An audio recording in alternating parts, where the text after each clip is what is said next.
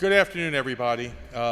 This is a great day for Pennsylvania. We still have one more great day we need in order to complete this process. I first introduced this bill in 2010 and could not get a co-sponsor.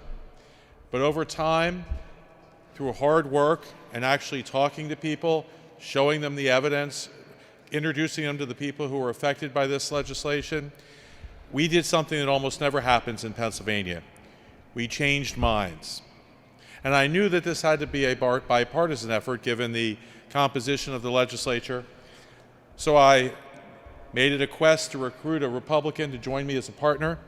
And after some fits and starts and some things that didn't quite work out, I found the perfect partner in Senator Mike Folmer, who did a terrific job. Not only got on board, not only was willing to do so publicly when it was much harder for him in his district than it was for me in my district, but actually became a passionate champion of it. And Senator Folmer and I spoke all around the state, and we met with individual senators, sometimes for hours at a time.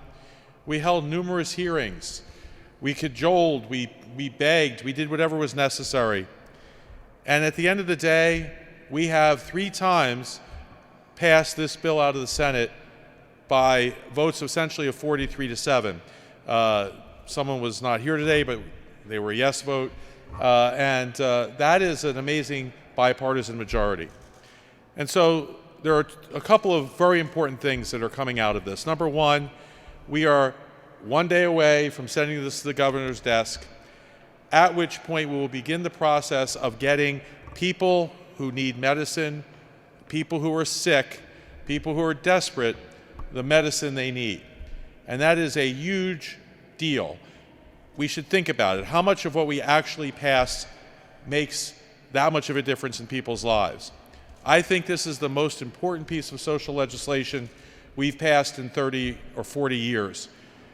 And the other thing I would say beyond this issue is that this is a template of how we can get things done in Harrisburg.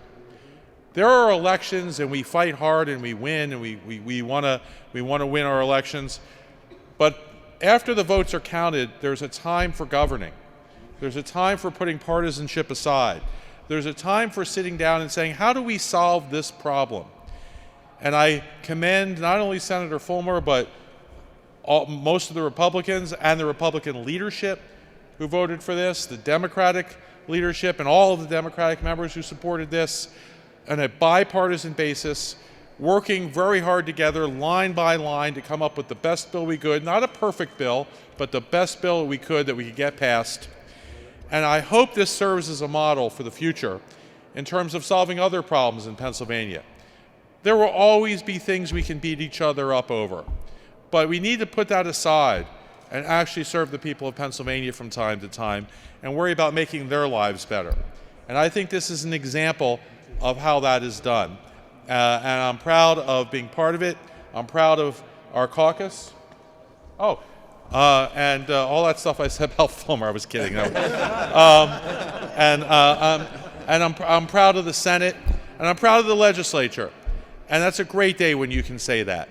So, thank you to everyone who was involved in this, and let's get this to the governor's desk, and let's begin the work of getting people better. Thank you. Senator Folmer. Thank you. Wow. Thank you very much, and thank you for letting me be part of this. I'm just going to stay all very positive here. I'm looking forward. I want to thank the House.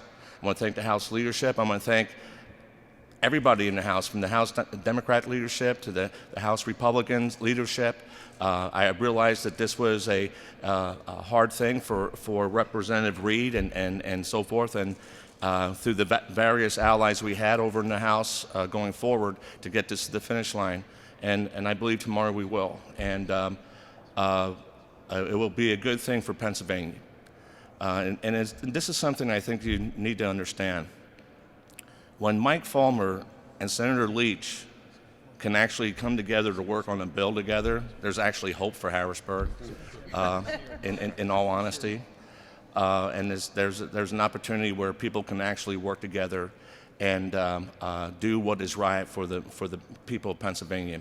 But this is a bigger victory, though, for all the patients that are looking for not to be criminals anymore, that want just to have an opportunity to have safe access to an organic, natural plant that I believe God put here for us to have proper stewardship over. So I'm honored, so grateful for all the help, the Senate Republicans, the Senate Democrats, from our leadership to the leadership on the Democrat side. I mean, they've been, everybody, was a total team effort.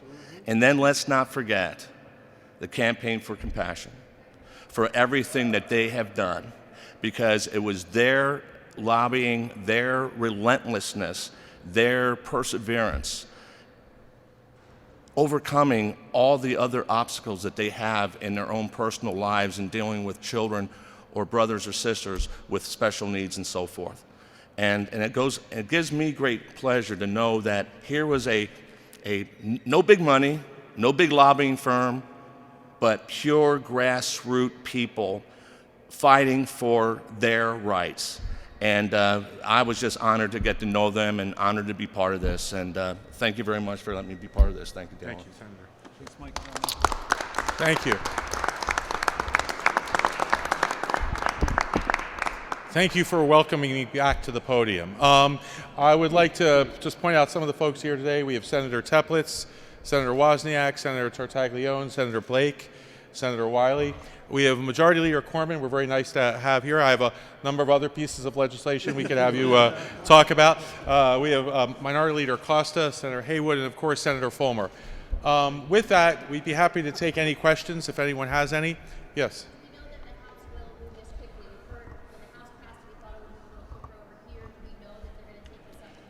As much as things are knowable, yes. I would say, first of all, they've indicated that they will. And I believe everyone has been acting in good faith.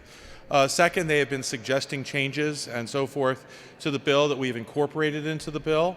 And so they've been part of the process from the beginning. And it's important to include people because then you have buy-in from those people. So every indication we have is that they're running it tomorrow. We're going to hopefully waive their 24-hour rule and get it to the governor's desk. And then hopefully we'll have a signing ceremony of some sort next week sometime to give the advocates a little time to gather, because I think after this battle they would like to be here for this. Any other questions? And for any members up here. Well, when it ran the first time in the House, I believe it was 148 to 43. 149 to 43. 149 to 43. So that's a healthy majority. We have, according to our whip counters over there, we have every reason to believe that that majority is held.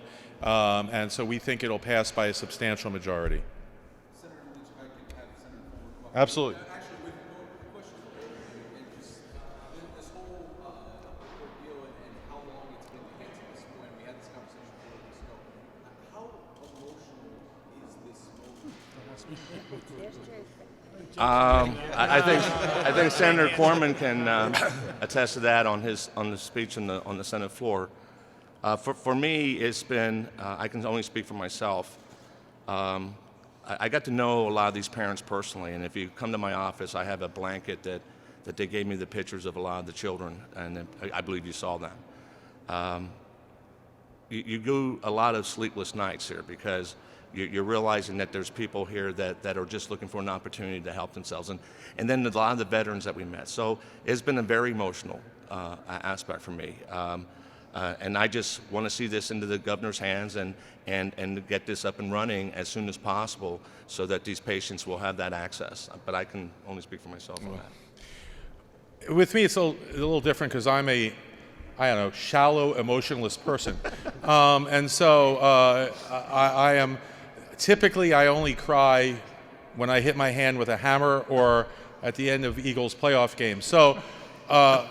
But I will tell you that when you spend time with the parent of a child who, when they go put that child to sleep at night, they don't know if that child's going to be breathing in the morning. When you spend time with a cancer patient who just wants to feel well enough to continue with their chemotherapy to give them a chance to survive. When you talk to a veteran who has PTSD and says that for years I've been a zombie. I haven't been able to interact with my kids or my family or anything until I tried cannabis, and now for the first time I feel like I have my life back. Even someone like me can't help but be moved by those experiences. So when you actually sit down and think of the people who will be helped, God, it's really overwhelming, and I hope we could do more of this sort of thing. Yes. Oh, whoever, I thought I saw a question. With the change, I know there was a few. Can you give us an example of one of the changes that was made and why you thought it was necessary? Well, there was several. Again, we just took their language and we just tightened it up. But one off the top of my head would be to make sure that dispensaries would actually be able to be set up and run. It wasn't very clear in how it was sent over to us that would actually happen. And there was a litany of other things where it's kind of like playing a game with the dots, and you're connecting the dots.